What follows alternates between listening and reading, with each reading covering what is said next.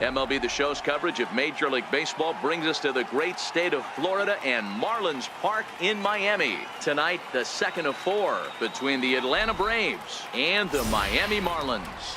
These two should provide some big-time fireworks. First pitch is coming up. Because he knows he's going to get a lot of swing and miss. Up next from Miami, Christopher Rizzolo, having a very nice year, currently second in the NL batting chase.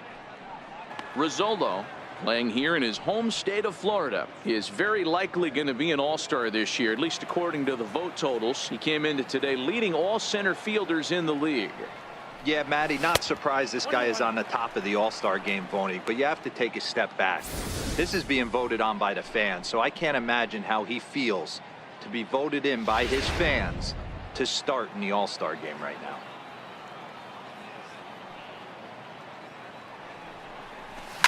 Now a swing and a deep drive to left, and it ain't coming back. See you later. Over the wall, a home run.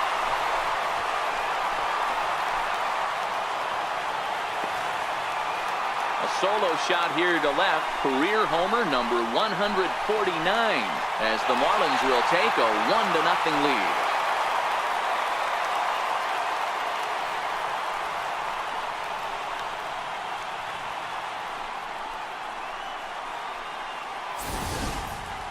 Well, he hit a homer last night too, so it's obvious that he's in a groove right now. My advice to this staff: don't give him anything he can extend his arms on. You do, and he's going to make you pay for it, just like he did. Marlins are on the board first thanks to the solo home run. Second inning coming up. It's now 1-0 Miami.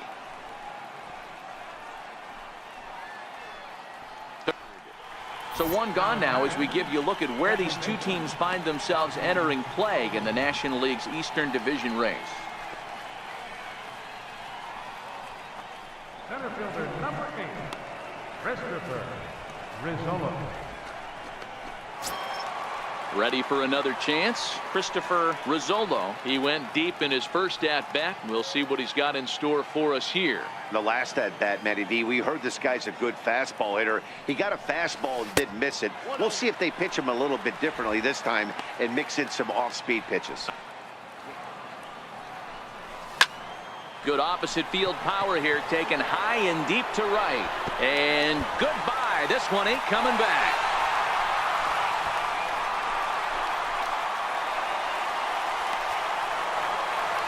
A solo shot here to straightaway right field, giving him an even 150. And the Marlins have taken a 2-0 lead.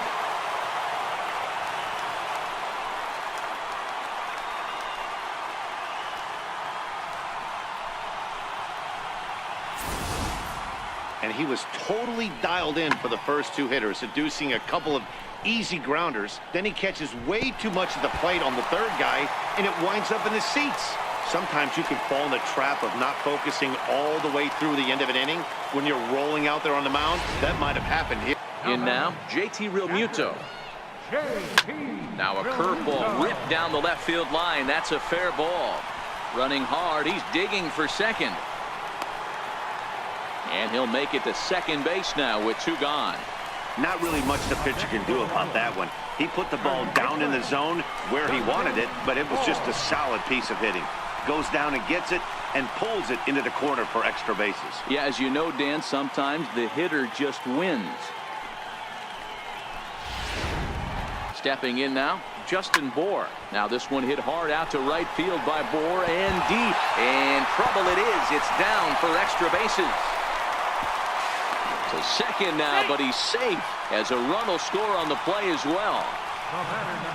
Cliches are around for a reason, and that hit right there is a reason they say baseball is a game of inches, right?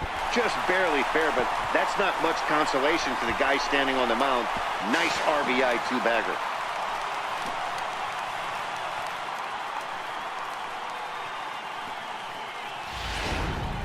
So it's 2 runs on 3 hits, no errors, and a runner left on. On now to the top of inning number 4. It's the Marlins 3 and the Braves nothing. The 3-1. Line towards center field. And that's in for his second hit of the afternoon. So it's an inning opening base hit, and the Braves have a man on. Grounder down the line at third. He lays out for it, but he can't pull it in. Hey, that's a heck of an effort by the third baseman right there, selling out to try and save extra bases for the pitcher, but it got through. You go into high rounds and you carve out a career the way this guy has, nice pick. High and deep to right center. And he reaches up to track this one down for the first out, and he had to go a long way to get to that ball. And he'll get into third here on the fly out, so he's 90 feet away here with one gone. Here's Ender Inciarte. And he'll quickly send a line drive to center field. And a base hit, and that'll get the run in from third. You know, D-Roll, they finally push a run across here. Yesterday, they were shut out, so anytime they can score, it's almost like throwing a party. Yeah, Dan, no kidding. Look in that dugout, looked like there was steam coming out of the hitting coach's ears right there. They had to get the offense going. Maybe. And now he's got a chance to help himself, too. This is flared out towards second, and that's through into center field. Base hit. The throw to the plate, and he's out. Beautiful throw home to cut down the run. Braves will settle for just the one. To the bottom of inning number 4 we go. It's the Marlins 3 and the Braves 1.